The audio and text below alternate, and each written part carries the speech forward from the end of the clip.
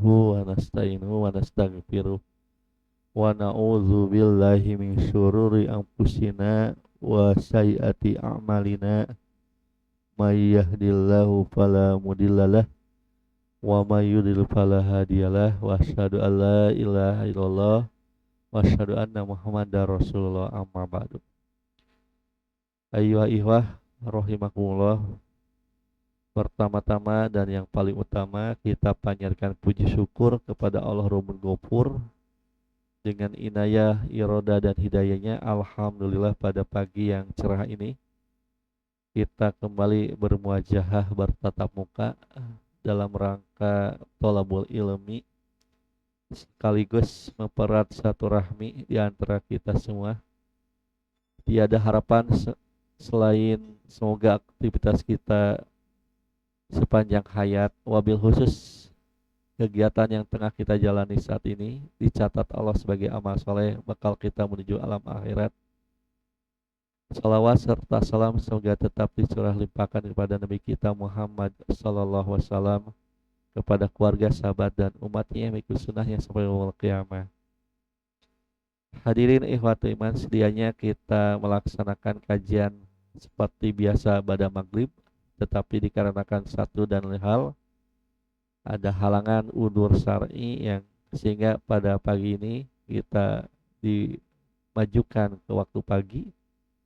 Namun demikian mudah-mudahan tidak mengurangi hikmah dalam thalabul ilmi. Di haflah mubarakah seperti ini tetap kita optimis atas rahmat yang Allah limpahkan, karena janji yang disampaikan oleh Rasulullah SAW, majtama qaumun fi baitin min buyutillah, tiada seorang kaum, sekumpulan kaum berkumpul di sebuah rumah di antara rumah-rumah Allah, yaitu maksudnya di antara masjid, illa hafat alimul malaikah wa anjalat alimul sakinah, kecuali akan diliputi oleh malaikat dan diturunkan kepada mereka sakinah. Dan bahkan Allah menyebut nama-nama orang tersebut di sisinya. Hadirin ikhwatul iman, kita lanjutkan kajian syarah salah satu usul, bahwa pada pertemuan terakhir kita sudah memasuki halaman ke-12 sebagaimana disampaikan oleh Al-Imam Ibnu Qayyim atau Imam Al-Qayyim rahimahullah, bahwa jihadun nafsi arba'u marotiba, jihad jiwa itu ada 4 tahapan, dan itu telah kita bahas. Yang pertama jihad dalam belajar, yang kedua jihad dalam mengamalkan ilmu, yang ketiga jihad dalam berdakwah, serta yang keempat jihad di dalam sabar menanggung derita dalam dunia dakwah. Kemudian dikatakan wallahu aqsama fi hadir surati bil asri ala anna kula insanin fahuwa fi khaybatin wa khusrin mahma kasura maluhu wal waladuhu wa aduma qadruhu wa sarafuhu illa man jama'a hadil awsafal arba'ata. Jadi kata Syekh Muhammad bin Shalih Al-Utsaimin, maka Allah bersumpah di dalam surat ini dengan asri, waktu asar, atau secara umum dengan waktu, dengan masa, bahwa setiap manusia itu berada dalam kerugian dan juga kesialan, walaupun harta dan anaknya itu banyak atau kemampuan dan kemuliaannya itu tinggi, kecuali orang yang mengumpulkan 4 sifat ini. Nah, kan gitu. Kemudian oleh beliau diulang ya, apa yang diuraikan oleh Imam Ibnu Qayyim, beliau ulangi. Ahaduha, yang pertama, al imanu wa yusmilu kullama yuqarribu ilallahi ta'ala mini tiqadin sahihin wa ilmin nafi'in. Nah, gitu. Yang pertama ini adalah iman. Ya, ilal ladina amanu. Nah, itu kan wal asri innal insana lafi khusrin illal ladina amanu. Maka poin pertama ini adalah iman, tetapi meliputi pula wa yusmilu kullama yuqarribu ilallahi, meliputi pula setiap perkara yang bisa mendekatkan diri kepada Allah Ta'ala. Jadi iman ini bukan sekedar iman, melainkan semua yang bisa mendekatkan diri kepada Allah Ta'ala.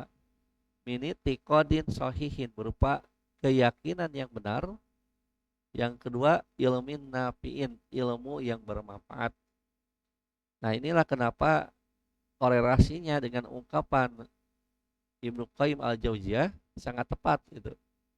Karena kalimat ilal ladina amanu itu meliputi dua, akidah yang benar dan ilmu yang bermanfaat. Kedua-duanya harus kita cari. Nah, makanya jihad pertama adalah dalam mencari ilmu tersebut. Ilmu yang manfaat, ya, ilmu yang memberikan faidah pada kehidupan kita. Kenapa? Karena ikhwah, sebanyak-banyaknya atau setinggi-tingginya ilmu orang, kalau tidak memberikan faidah pada dirinya, itu disebut ilmu layan pau. Nah, padahal kita diajarkan kan, masih ingat gak dengan doa dari Rasulullah SAW? Di antara isinya kan, Allahumma ini a'udzubika min ilmin la yanfa'u wa min qalbin la yahsya'u wa min nafsin la tasma'u wa min da'watin la yustajabu laha. Yang gitu kan, ada 4 perkara. Nah, di antara yang 4 perkara itu yang pertama dah Allahumma ya Allah, ini sesungguhnya aku a'udzubika, berlindung kepadamu min ilmin la yanfa'u, dari ilmu yang tidak bermanfaat. Sebaliknya, ilmu yang bermanfaat setiap pagi dianjurkan kita memohonnya. Allahumma inni as'aluka ilman nafi'an wa rizqan thayyiban wa amalan mutaqabbalan. Kapan doa itu dibaca coba? Ada yang tahu nggak? 3 perkara yang kita minta, ya. Nah, gitu. Ini yang mungkin ikhwan sebetulnya udah paham ya, sudah tahu ya. Ini kan dianjurkan setelah kita sholat subuh, ya. Ada permohonan kepada Allah kan, ya, 3 perkara. Allahumma ini as'aluka, nah gitu kan, ilman nafi'an kan, saya meminta 3 perkara, ilman nafi'an,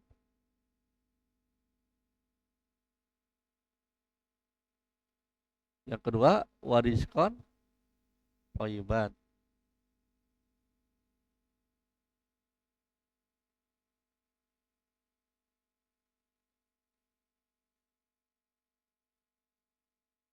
wa amalan mutaqabbalan.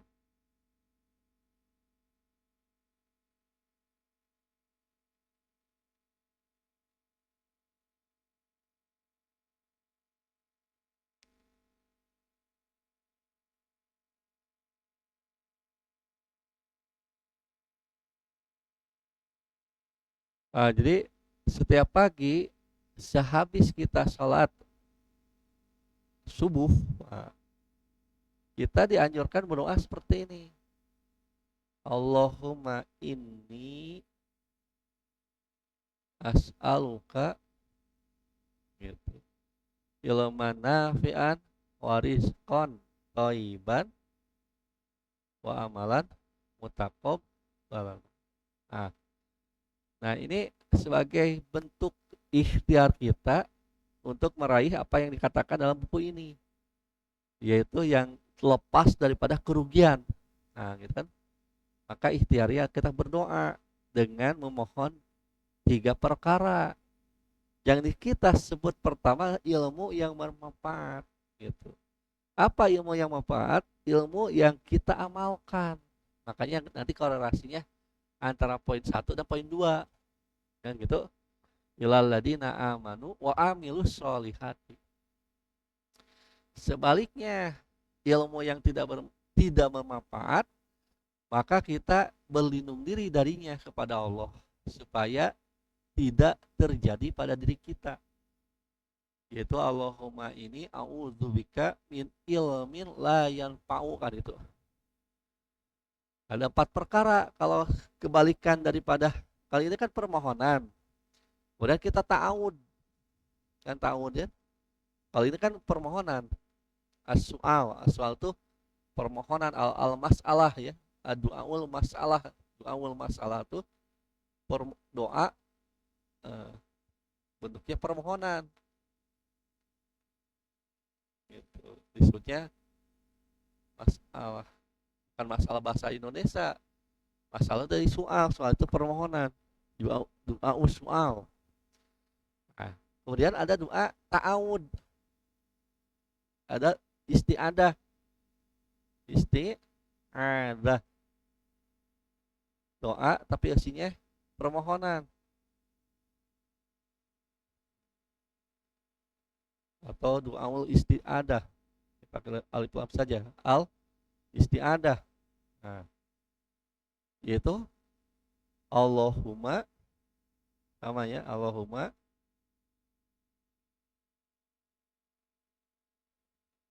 a'udzubika. Nah, gitu. Nah, ini disebut isti'adah. Ada kalimat a'udzubika yang gitu. Nah, a'udzubika itu ada 4 perkara sebetulnya. Min. Nah, gitu. Kalau a'udzu min ya. Ya, kan ada 4 perkara. Kalau ini mah ilmin la yanfa'u. Ilmin la yanfa'u.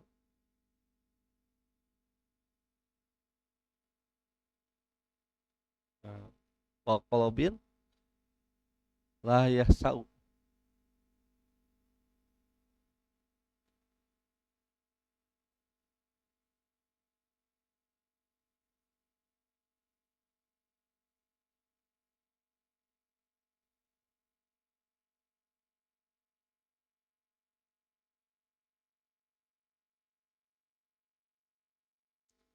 Dan yang ketiga, wa nafsin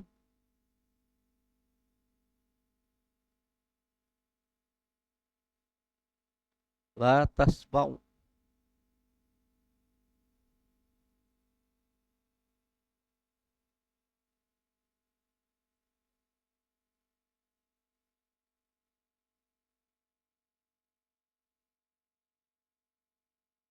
Wa terakhir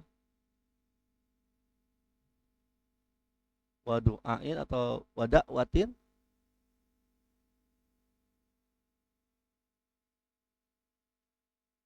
la yustajabu laha.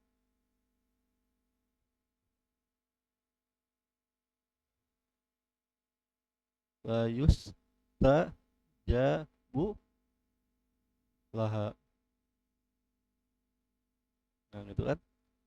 Jadi kalau ta'awudnya, nah ini kalau ini adalah du'aul masalah, permohonan. Kalau ini al istiadah.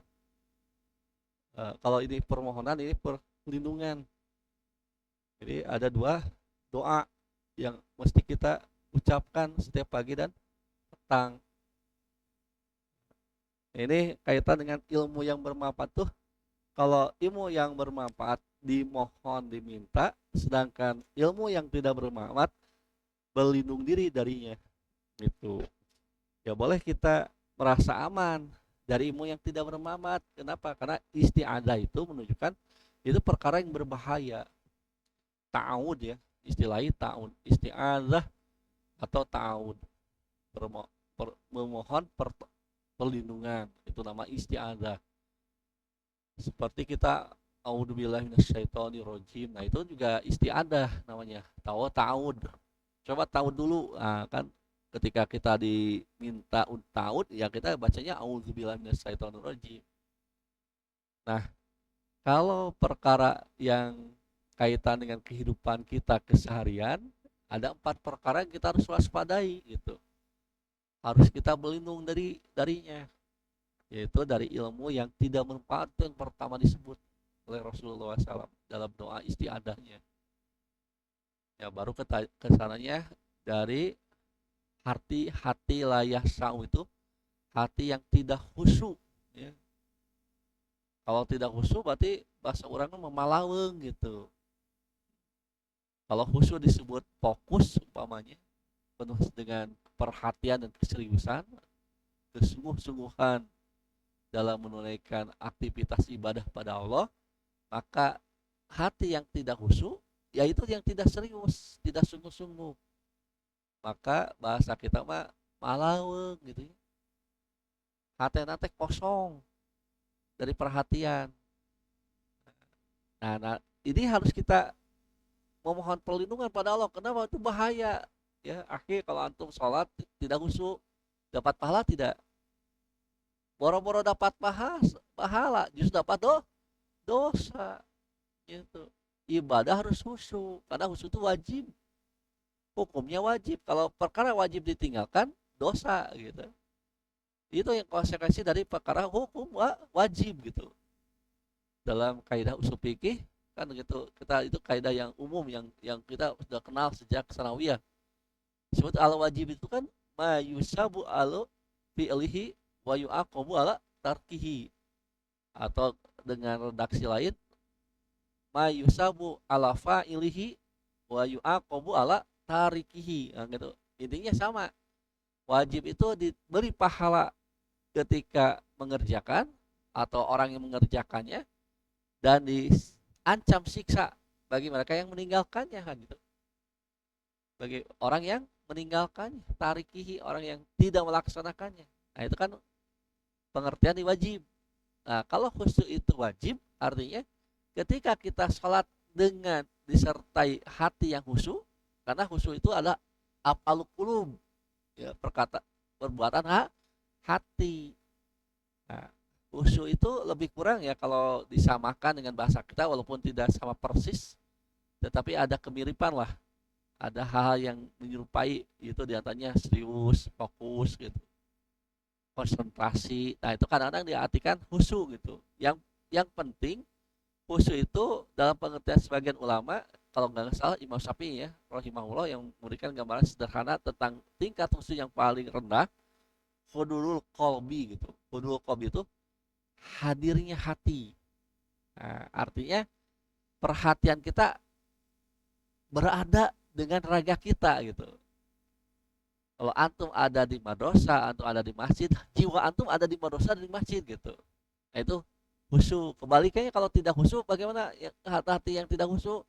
Ya antum raganya ada di masjid, ya, badannya ada di masjid, di madrasah, sedang belajar, jiwa antum melayang gitu.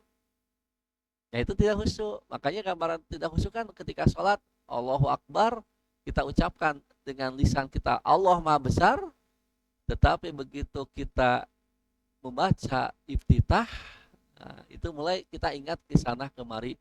Nah, itu kan tanda tidak khusyuk, dan itu dibantu oleh setan, digoda oleh setan untuk tidak khusyuk gitu. Kalau antum tidak sadar antum sedang menghadap kepada Allah, itu bisa tak jiwa antum tenang gitu ya, merasa takut gitu?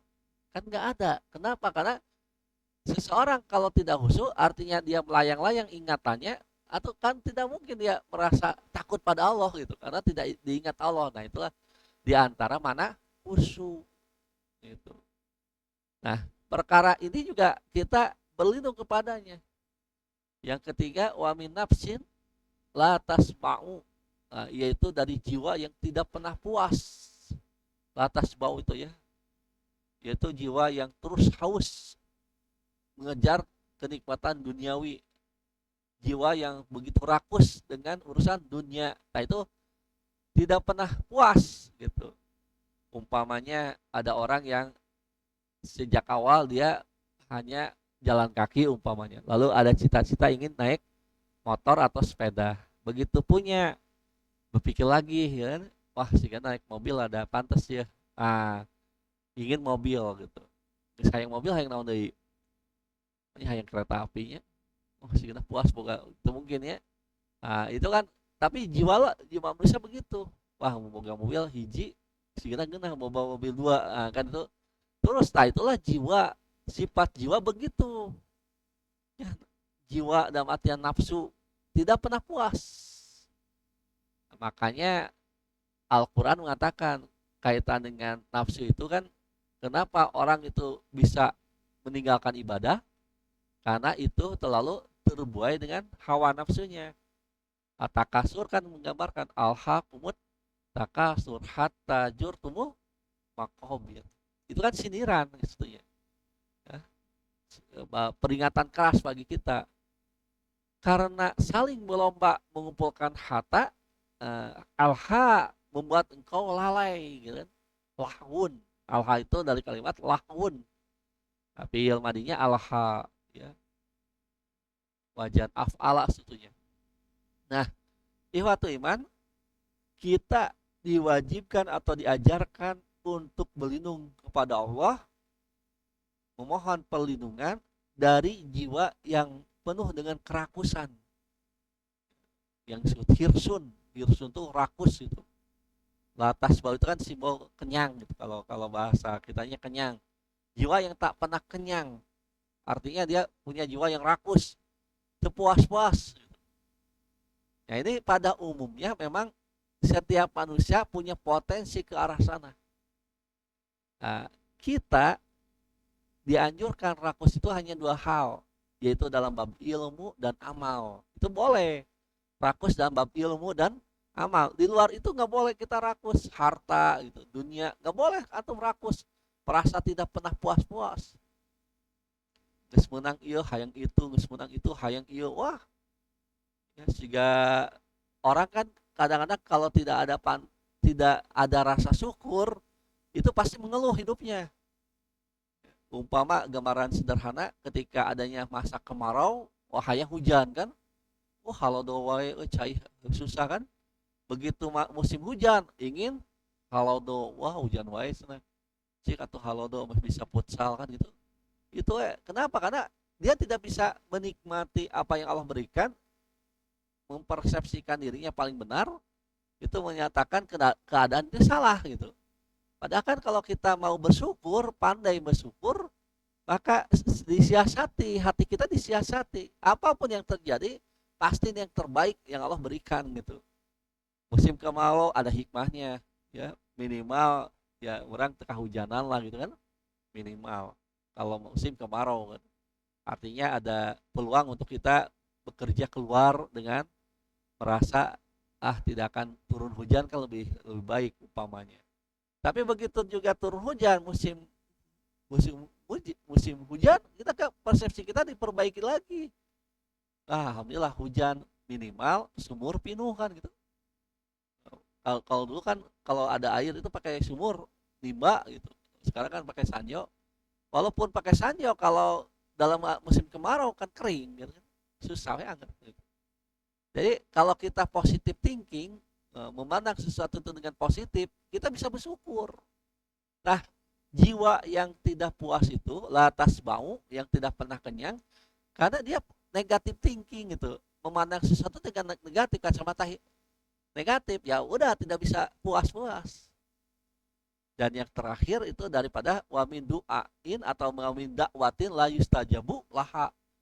Kita berlindung kepada Allah dari doa yang tidak pernah diijabah, tidak pernah dikabulkan. Nah itu 4 perkara.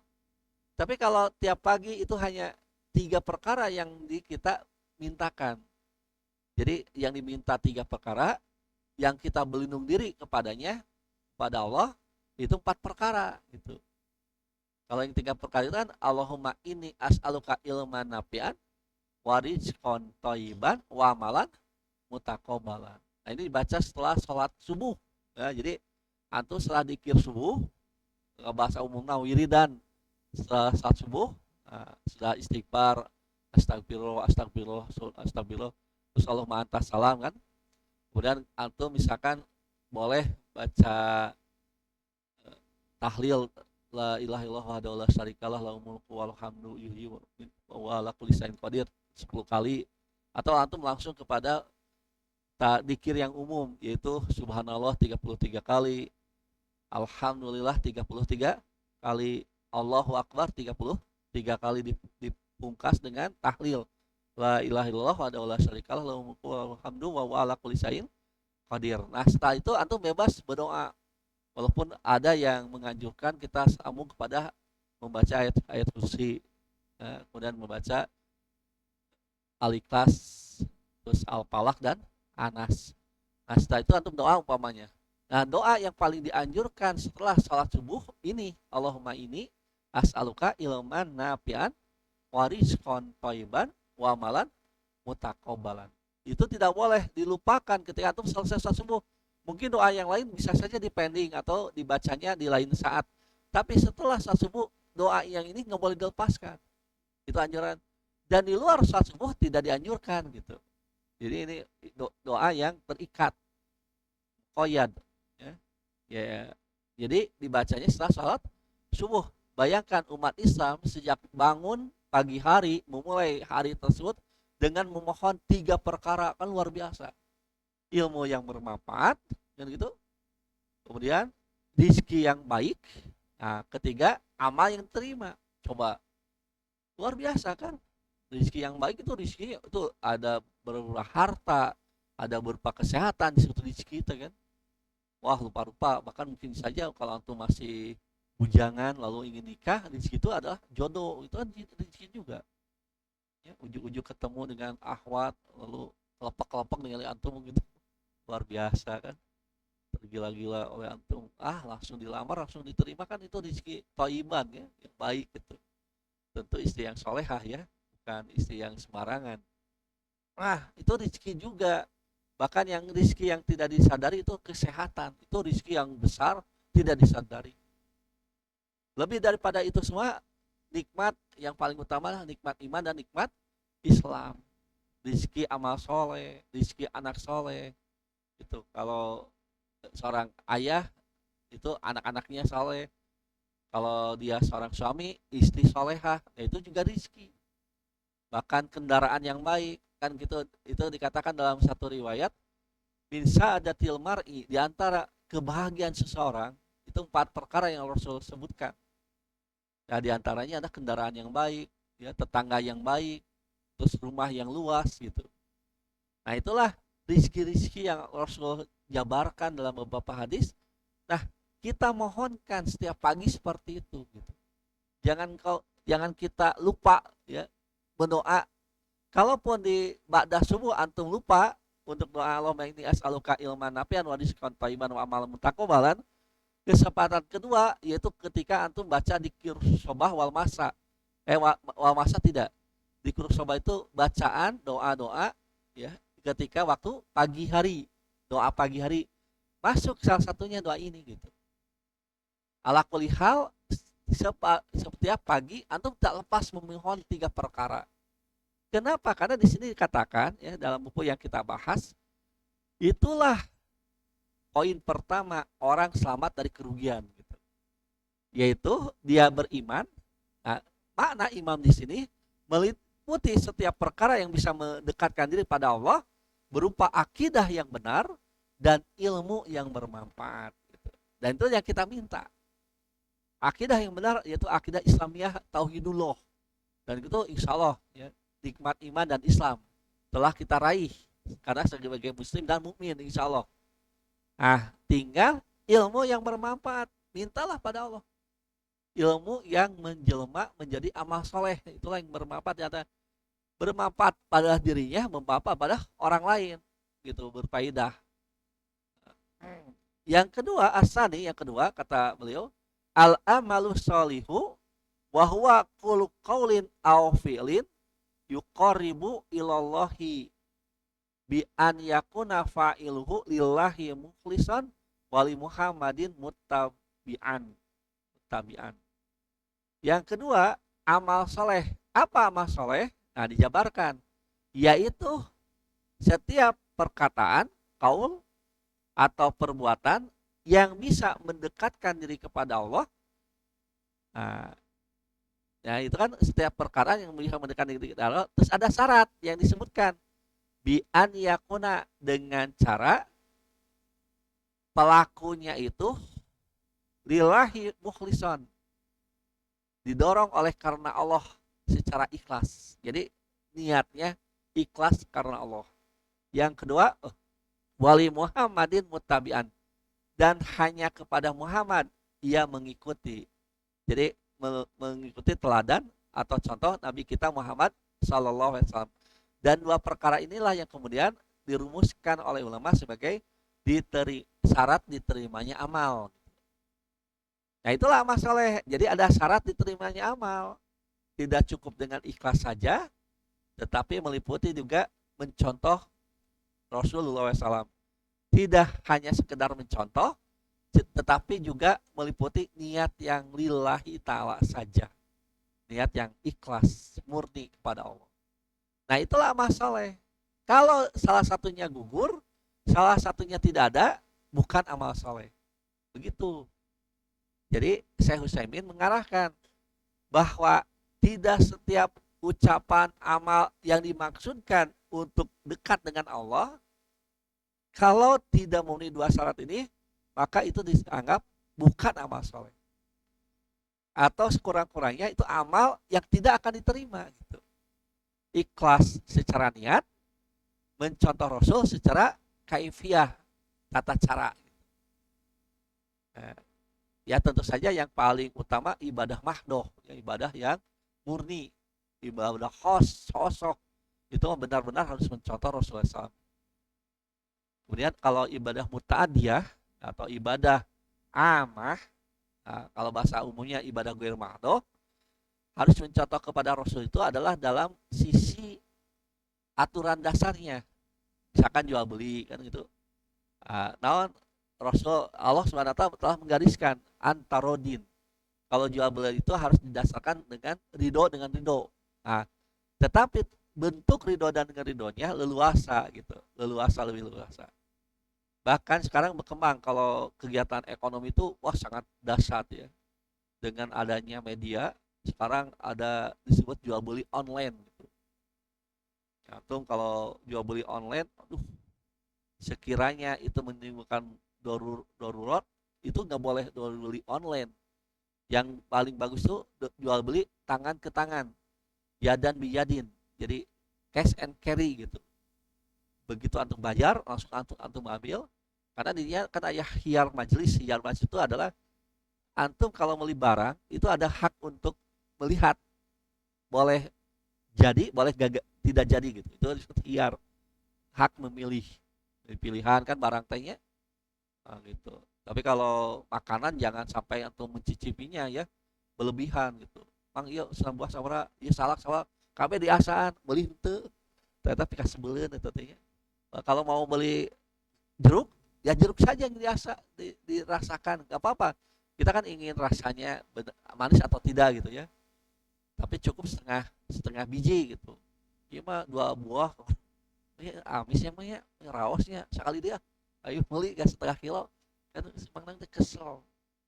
Ya, bahkan ada pedagang yang tidak mau dicicipi kecuali dibeli dulu gitu. Ada ya. Kemarin itu paling lusa saya beli jeruk itu, uh, mohon maaf mungkin tidak ngasih ngasaan gitu. Ini jeruk Medan pokoknya beli dulu, setelah dibeli baru biasaan. Ada yang seperti itu mungkin karena banyak ini penipuan meren. Oh iya jeruk amis tuh, amis tuh, aduh mahalnya, tercios setengah saat setengah, iya kan rugi semangna.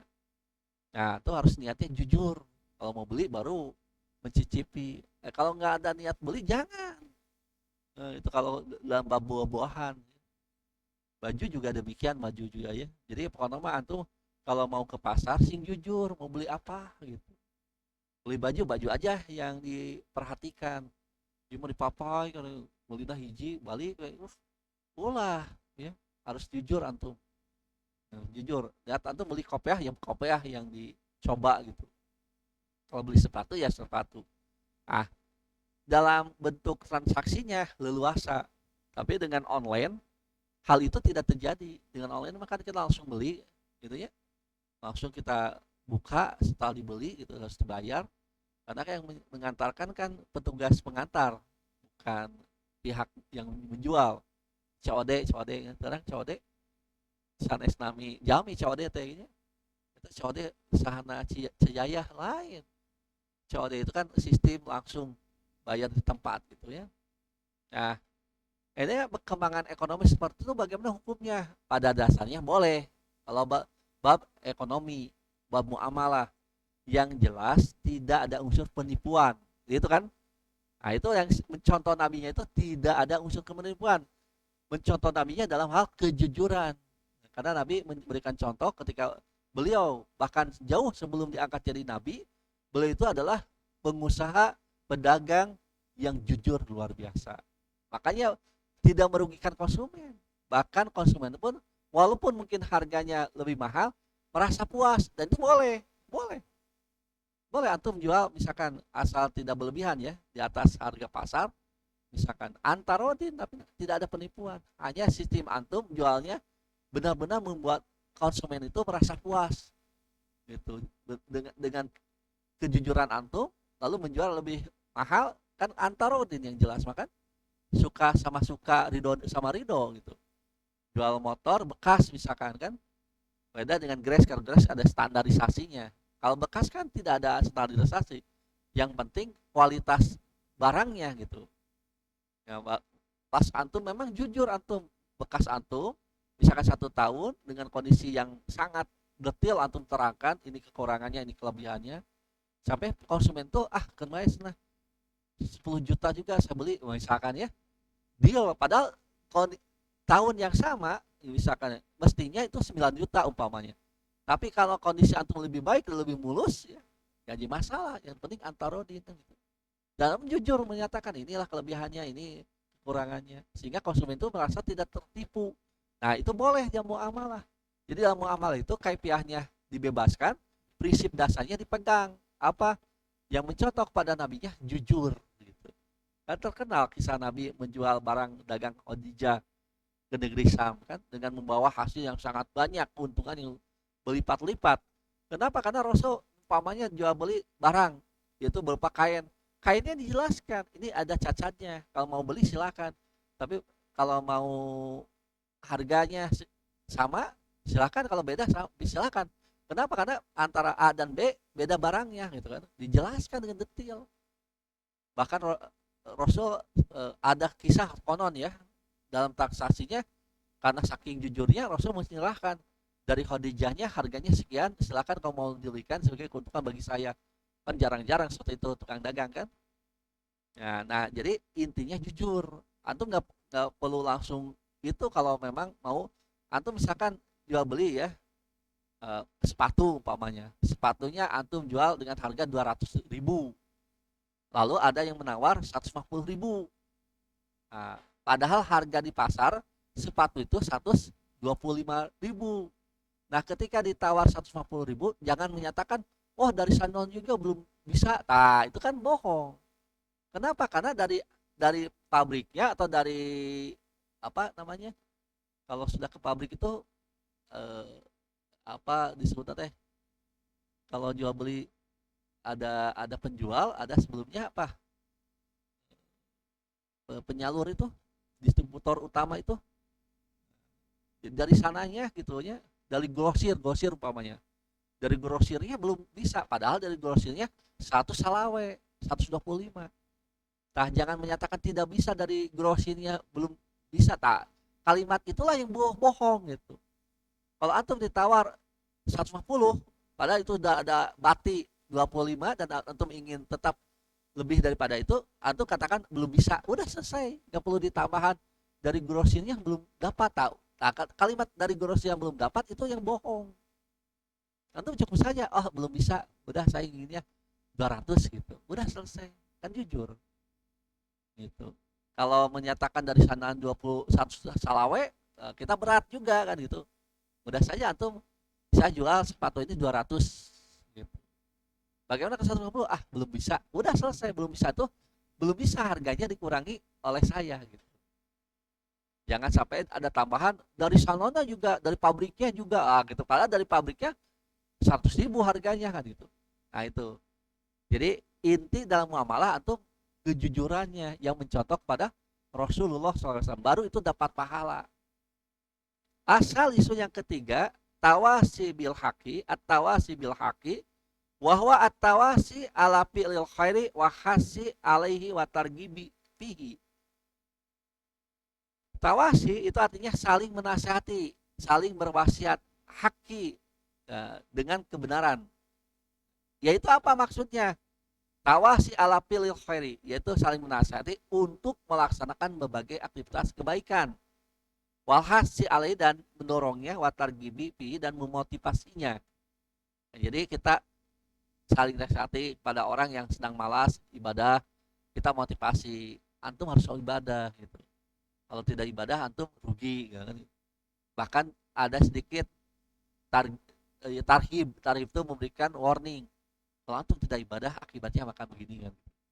Nah, nasihat itulah yang diperlukan oleh seseorang ketika dia merasa putur itu apa? Bosan ya, putur itu. Ketika bosan untuk beramal, bosan untuk ibadah, maka antum ingatkan. Ada orang bosan murojaah, antum ingatkan. Apa keuntungan murojaah dan sekaligus apa kerugian kalau tidak murojaah diberikan. Nah, itulah yang disebut tawasi bil haqqi. Memberikan nasihat, saling menasihati dengan kebenaran. Jadi sejujurnya kita katakan apa akibat ketika kita tinggalkan amal itu. Dan apa motivasi yang bisa mendorong orang itu untuk beramal gitu. Misalkan kita nasihati, antum harus kasihan pada orang tua. Kenapa orang tua antum sudah mendorong lah. Nah, orang kan jadi sadar, lalu semangat lagi gitu. Nah, kita amal ma'ruf seperti itu namanya sodakoh. Al-amru bil ma'ruf wa nahyu 'anil munkar, kan ketika Rasul mengatakan jenis-jenis sodakoh di luar sodakoh dengan harta, itulah saling menasihati, amal ma'ruf nahi munkar. Itu sodakoh juga. Sekiranya antum nggak punya materi untuk disodakohkan, coba antum lihat teman-teman antum yang sudah mulai lalai ya, putur itu kan mulai nurun kualitasnya, bahkan puncaknya putur meninggalkan. Itu putur yang paling jelek sampai pada puncak eureun we cenah. Itu mah udah fatal. Ala kadar nurun kualitas saja itu bagian dari putur, tapi masih ditolerir gitu. Yang asalnya murojaah bisa sehari 1 juz, nurun ya jadi setengah juz atau seperempat juz, itu bagian dari putur, itu bagian dari, tapi masih bisa ditolerir. Nah, tinggal mungkin besoknya ditambah lagi. Yang parah tidak sama sekali murojaah, itu parah, tinggalkan. Bosan ngapalkeun apa-apa karena gimana sudah apa gimana, karena gimana parah itu mah, meninggalkan yang baik menuju yang buruk gitu. Itu perkara putur yang seperti itu berat untuk dinasihatinya gitu. Nah, saling menasihati, saling mengingatkan gitu. Jangan membiarkan. Kita boleh bersaing dalam meraih prestasi ketika kita belajar, tetapi jangan merasa puas karena orang lain malas. Jangan. Justru yang namanya kompetisi itu menjadi hebat dan menarik ketika kita sama-sama berpacu gitu. Cok antum enak balap motor, dibalapkan yang sepeda, menarik tidak? Ya, atau menang motor dah, wow ge ya. Orang balap jeung tukang beca atau tukang beca mah tong diajak balap.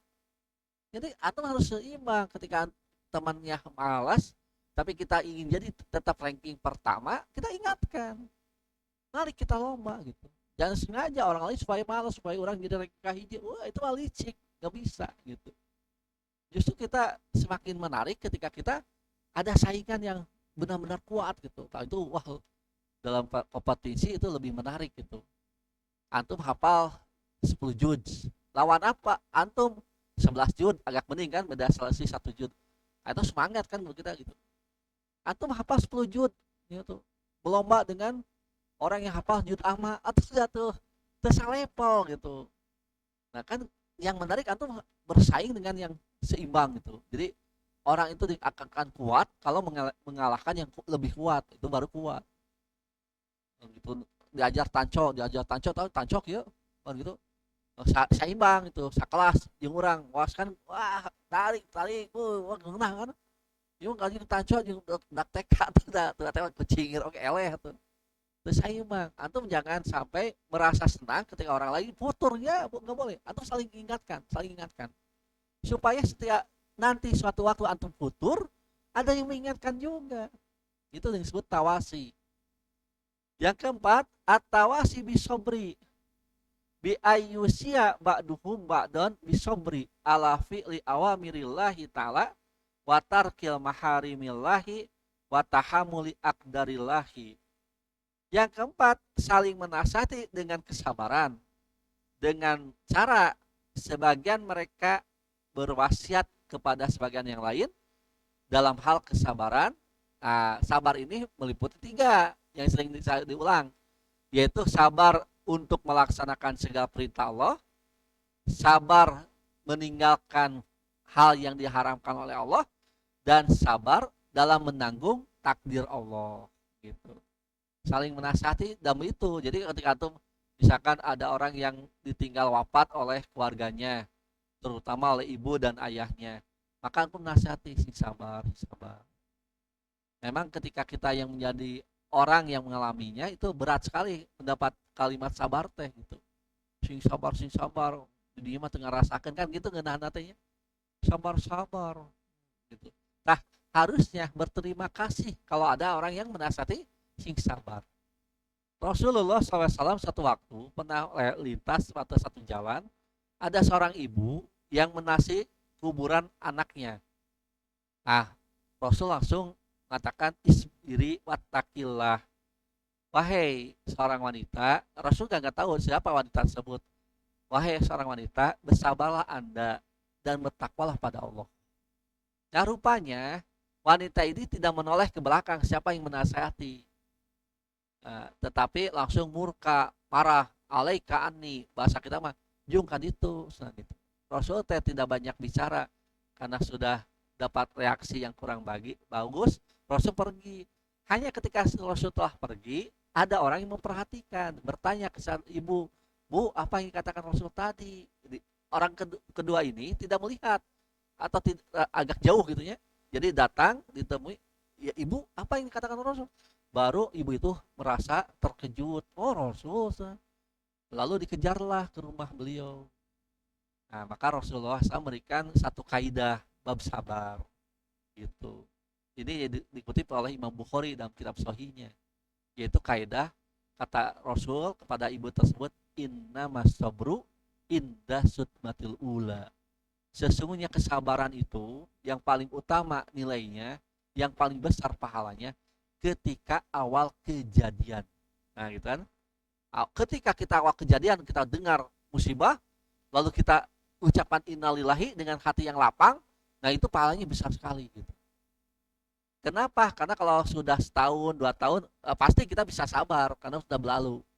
Tapi awal kejadian seperti yang menimpa ya gubernur kita kan, begitu dengar putranya begitu dicari tidak ada, nah, lalu tetap bertahan dalam keimanan dan kesabaran. Nah, di sana sabar yang paling puncak itu. Tapi alhamdulillah sekarang jasadnya sudah dikebumikan karena sudah ketemu di bendungan, jadi terbawa oleh bendungan dan sudah selesai dimakamkan. Yang namanya Eril ya, Emir Khan ya.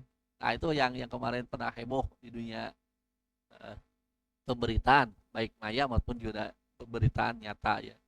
Nah, itu ketika dengar seperti itu kita sabar untuk luar biasa. Kebanyakan orang ketika awal kejadian dia histeris, dia meratapi, aduh bapak sahabat maut bapak gitu ya, abdi ngiring bapak, ngiring naon ngiring maut gitu kan. Itu gambaran ketidaksabaran. Nah, kita nasihati Kak atau tapi Jang atau tapi Akang ya, atau tapi kalau ke bawah D, sing sabar deh gitu. sabar ya, sabar mah pahit. Nah, kan sabar ada filosofi ya, sabar itu pahit rasanya. Nah, sabar itu pahit tapi rasanya pahit, tetapi manis buahnya. Buah kesabaran itu manis. Terakhir, dalam alinea terakhir di sini dikatakan watas tawasi bil haqi wa tawasi bisobri yatadomani amro bil ma'rufi wa nahya anil munkari alladaini bihima qawamul ummati wa salahuha wa nasruha wa hasulu sarofi wal fadirat wal fadilati laha. Nah, tawasi bil haqi wa tawasi bis sabri, saling menasihati dengan kebenaran dan saling menasihati dengan kesabaran itu keduanya meliputi amar ma'ruf nahi mungkar, memerintahkan kebaikan, melarang kemungkaran. Yang dengannya berdirilah umat ini, qawamul ummati. Jadi tegaknya umat ini dengan sabar dan hak. Wasalahuha, begitu juga dengan kemaslahatannya, wa nasruha, kemenangannya, wa hasulu sarofi wal fadilati laha, bahkan meraih kemuliaan dan keutamaan karenanya atau untuk umat tersebut.